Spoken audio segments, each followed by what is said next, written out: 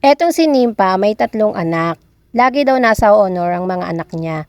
In short, matatalino. At tungkol naman daw sa husband niya, hilig daw nito ay uminom, magsugal at mabarkada. In short, mabisyo at buhay binata. Kung sino man ang nagpunta sa bahay nila ay para ayain nito mag-inom ay hindi man lang daw ito marunong tumanggi. Kaya naman madalas daw talaga ay gabi na ito umuwi sa kanila. Minsan pa nga daw ay madaling araw na. Tapos syempre inaaway niya ito madalas. Nagdududa na daw tuloy siya na baka mayroon daw na ibang babae yung asawa niya. At kapag tinatanong niya naman daw ito ay ang laging sinasabi sa kanya ay wala naman daw. Paulit-ulit na lang daw na ganun ang nangyayari. Kaya hinayaan niya na lang. Kasi para kay Nimpa, ang importante daw sa kanya ay umuuwi ang asawa niya sa kanya. At binibigay naman daw nito yung mga pangangailangan nilang mag-iina. Hanggang sa isang araw napansin niya na parang may iba sa pakiramdam niya. Medyo hirap siya sa pag-ihi at parang may iba sa ihi niya. Akala niya daw nung una ay baka lang may UTI siya kasi mahilig daw siya sa maalat na pagkain. Kaya naisipan niya na magpatingin sa doktor. At doon niya nalaman na nahawa na pala siya ng tulo. Bukod daw doon ay marami na siyang nalaman tungkol sa mga ginagawa ng asawa niya. Lubog daw ito sa utang, kung kani-kanino may utang. Dahil bisyo at binibigay sa babae. Inaway niya daw ng sobra yung asawa niya. Pero dahil sa mahal ni Nimpa ang asawa niya, ay nagawa niya pa rin patawarin at naging okay naman ulit sila. Nagbago naman daw yung asawa niya ng ilang buwan. Makalipas na naman ang ilang buwan at naulit na naman daw yung mga dating ginagawa nito. Parang lumala pa nga daw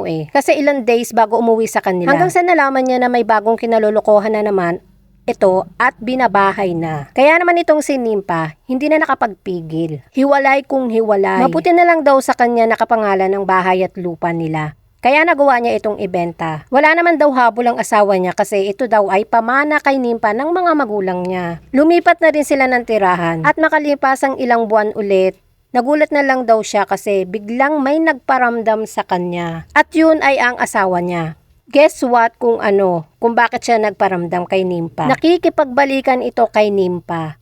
Ang malala pa nga daw ay nagpapatulong pa daw ito sa kanya na makabangon ulit. Kasi nga nabaon na naman daw ito sa utang. Pero syempre, itong si Nimpa, yung ating bida, buo na daw ang pasya niya. Hindi na daw siya makikipagbalikan sa asawa niya na walang wenta. Ay nako Nimpa, Bravo, bravo, bravo. tuwang-tuwa naman ako sa desisyon mo na hindi mo nababalikan pa ang asawa mo. Kasi nga naman kung babalikan mo pa siya, hindi ka pa rin naman makakasiguro kung magbabago pa ba yan. Kung magbabago na ba talaga siya.